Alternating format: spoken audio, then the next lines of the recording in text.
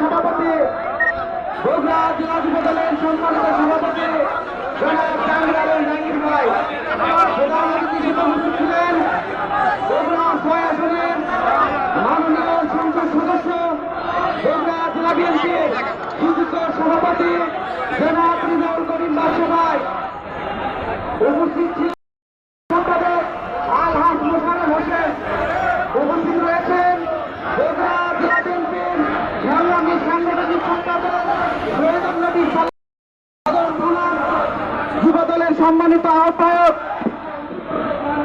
Atul Chandra Das, senior যুগ্ম আহ্বায়ক শহীদ নেতৃবৃন্দ, প্রিয় সহযোদ্ধারা, দীর্ঘ 17 বছর আওয়ামী লীগ, যুবলীগ, ছাত্রলীগ, স্বেচ্ছাসেবক লীগ, কুত্তা লীগ, পুলিশ, বিজেপি, রেবের চক্ষু অপেক্ষা করে আমরা শেখ হাসিনাকে তাড়ানোর জন্য সব আন্দোলনে শরীক হয়েছিলাম। সংগ্রামী ভাইরা, আমাদের অনেক ভাই ইতিমধ্যে গুম হয়েছে, অনেক ভাই ইতিমধ্যে খুন হয়েছে, অনেক ভাই জেলখানা ছিল। সংগ্রামী ভাইয়ের আমার, আমরা তাও রাজপথ থেকে কখনো সরে দাঁড়ায়নি। সংগ্রামী ভাইয়েরা,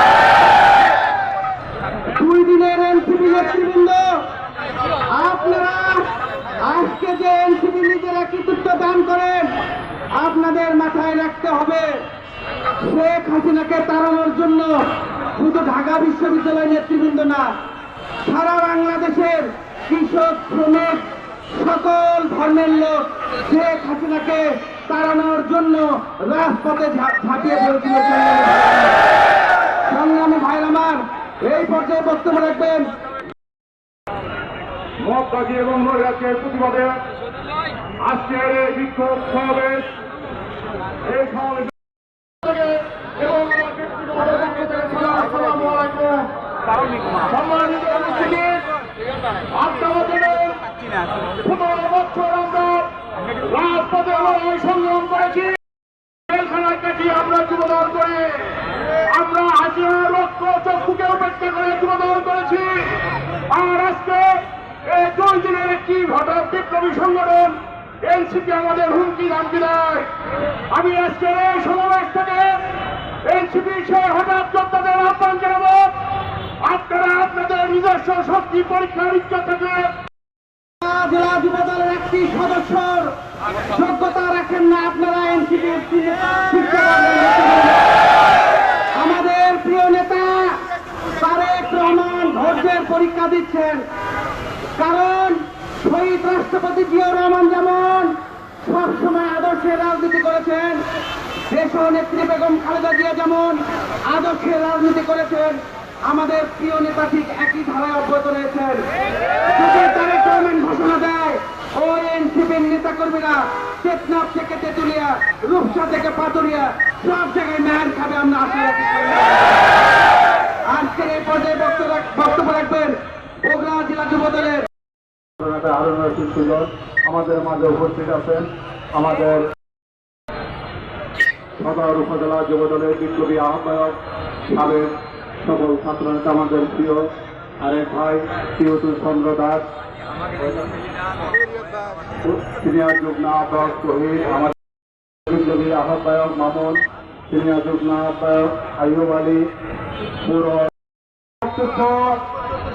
উচিত আচরণ যারা করছেন তাদের বিরুদ্ধে প্রতিবাদ করার জন্য রাজপথে, তাই না? ওই ব্যক্তিটি কারা? এনসিপি এক কুলাঙ্গার ছাড়া একদম শীর্ষস্থানীয় দলের নেতাদের বিরুদ্ধে অশ্লীল বক্তব্য কেউ দিতে পারে না। মানুষের ভাষা জ্ঞানে পরিচিত হয় ওই কোন পরিবারের সন্তান। আমরা দৌড়াতে যারা খারাপ ভাষায় বলে তাদেরকে কি বলি? কারো সন্তান বা ফেরানি ভোল্টেজ ছেলে, তাকে বলা হয় ফেরানি ভোল্টেজ ছেলে, তাই না? তাহলে এনসিপির যারা কথাবার্তা বলছেন এরা কি ঢাকা মসজিদের ছাত্র হতে পারে? এরা ছাত্র, এদের পড়াশোনার প্রতিষ্ঠান নিয়ে রয়েছে। প্রিয় ভাই আমার, আরেকটি দলের লোকেরা কথাবার্তা বলছেন, কারা ৭৮ সালে বাংলাদেশের মানুষ তাদেরকে কি জানেন, রাজাকার দর্শনকারী। ইতিমধ্যে প্রমাণ হয়েছে তারা বাচ্চা মেয়েদেরকে নিয়ে চাকরি দেওয়ার প্রলোভন দিয়ে তারা কি অপকর্মে ধরা খেয়েছে। প্রিয় নেতৃবৃন্দ, এভাবে দর্শন করে কুরুচিপূর্ণ বক্তব্য প্রদানকারীর বিরুদ্ধে যেভাবে আপনারা সোচ্চার রয়েছেন, সোচ্চার থাকতে হবে।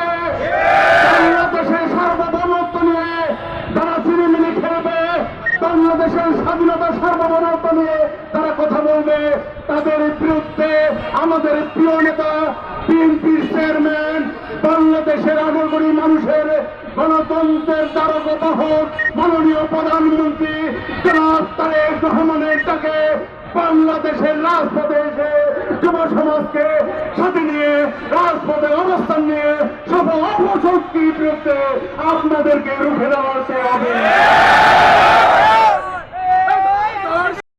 বিরোধী দলীয় নেতাকে নিয়ে অনেক টিকটক দেখি, ওনাকে সুম্মা শফিক বলেন, উনাকে নিয়ে আমার সংগ্রহ হয়, তখন তার অডিও ভিডিও বাইর হয়ে যাবে। এই দর্শক সমর্থককারীদের নেতা তারা ৭১ সালে মায়াবন্ধের নিয়ে ইজ্জত নিয়ে তারা তাল তামাশা করেছেন, তামাশা করেছেন। যারা ৭১কে মানে না তারা বাংলাদেশকে মানতে পারে বলে আমরা বিশ্বাস করি। ৭১-এর পরে ৯০ সালে স্বৈরাচারের পতন হয়েছে। আমরা সেই স্বৈরাচারী আন্দোলনে ছোট ছিলাম, আমাদের সিনিয়র ভাইয়েরা বিএনপি যুবদল ছাত্র দলের নেতৃত্বে এই আন্দোলন হয়েছিল। তখন দীর্ঘ ৯ বছরের স্বৈরাচারের পতন ঘটেছিল। বুঝতে হবে তোমাদেরকে, সেখানে ২ জন আমার যুব দলের সচিব বর্ণের নেতা শফিক ভাই আমার, আমরা দাবি করি না আমার নেতা আমাদের বাংলাদেশের ১৮ কোটি মানুষের জয়। শফিক ভাই আমার, কোন গোষ্ঠী এখন কোন নেতৃত্বের মাধ্যমে এই সফলতা আসে নাই। শফিক ভাই আমার, যেটা দাবিদার তারেক রহমান করলেও করতে পারতেন, আমরা করি আমাদের নেতা ঠিক কিন্তু শোনাই এটা সফল হয়েছে, কিন্তু উনি বলেন বাংলাদেশের ১৮ কোটি মানুষের কারণে এটা সফল হয়েছে। শফিক ভাই আমার, এটাকে আপনারা আমি যেমন ৭১কে কুক্ষিগত করে আজকে ইন্ডিয়াতে স্থান নিয়েছেন, আপনারা কয়েকজন বিচ্ছিন্নকারী আপনারা এইটার সফলতা পেয়েছেন, অর্থের সফলতা পেয়েছেন, যেখানে শূন্য ভোগের থেকে বাড়ি ভবনে পরিণত হয়েছে, আপনাদের ভাঙ্গা বাড়ি থেকে বহুদিন ভবনে পরিণত হয়েছে। এটার জন্যই সারা বাংলাদেশের ১৭০০ দেশের শিক্ষা প্রতিষ্ঠানে যারা লেখাপড়া করছেন ওদেরকে ভাষা জ্ঞান শেখানোর জন্য যারা রাজনীতি করে তাদের ভাষার অত্যন্ত গুরুত্ব রয়েছে বলে আমরা বিশ্বাস করি। প্রিয় ভাইরা আমার, একজন নেতার ভাষা যদি শালীন না হয়, ভদ্রতার মধ্যে না থাকে, তাহলে পরবর্তী জেনারেশন কি শিখবে তাদের থেকে বাইরে আমার প্রশ্ন রয়েছে জনগণের কাছে। প্রিয় ভাইরা আমার, এনসিপি যে তারা কথাবার্তা বলেন, বগুড়াতে এসেছেন আমাদের ভাইরা আমাকে বারবার প্রশ্ন করছেন, ভাই ওকে পিটিয়ে বগুড়া থেকে বাড়ি করে দিই। আমি বলছি না, আমার নেতার কোনো এই ধরনের নির্দেশ নাই, ওরা বেয়াদবি করছে, জনগণই ওদেরকে শিক্ষা দেবে। আমরা তারা সসম্মানে বগুড়া থেকে যেতে পেরেছেন। আমাদের যদি একটা ইউনিটকে যদি আমরা যদি বলতাম, আমরা যদি আমাদের শহর যুবদলকে সাহায্য বলতাম যে এনসিপি বগুড়ার শহরে কোথাও ঢুকতে পারবে না, পারবে? ক্ষমতা রয়েছে তাদের। তোমরা বড় বড় কথা বলো, সামাজিক যোগাযোগ মাধ্যম বিশ্বের দরবারে মানুষদের কাছে বাংলাদেশের রাজনীতিবিদদেরকে হাস্যরস্য পরিণত করতেছ, এটা কোনো রাজনীতি সংস্কৃতি হতে পারে না বলে আমরা যুব সমাজ বিশ্বাস করি। প্রিয় ভাইরা আমার, আগামী দিনে সবাইকে সংগত হওয়ার আহ্বান জানাচ্ছি, সেই সাথে ছাত্র শিবির সহ জামাতকে আহ্বান জানাই, মহিলাদের দিক থেকে আপনাদের দৃষ্টিতে যাতে মহিলাদের দিকে আর না যায় সেদিকে আমরা আহ্বান জানাবো। মহিলাদেরকে নিজের মা বোন হিসাবে দেখবেন, পণ্য সামগ্রী হিসেবে দেখবেন না। রাজনীতি করেন, একজন মেয়ে আপনার কাছে চাকরির জন্য যাবে, তাকে নিয়ে আপনি লালসা স্বীকার করবেন। এই রাজনীতি বাংলাদেশের মানুষ আপনাদেরকে আর করতে দিবে না। প্রিয় ভাইরা আমার, কি দেখতে পেলাম? বাংলাদেশের শ্রেষ্ঠ বিদ্যাপীঠ অক্সফোর্ড নামে খ্যাত দিয়ে মামনদের দিকে আর তাকাবেন না। কোন ভাইয়ের কিনে সমকামিতে পরিণত করবেন না।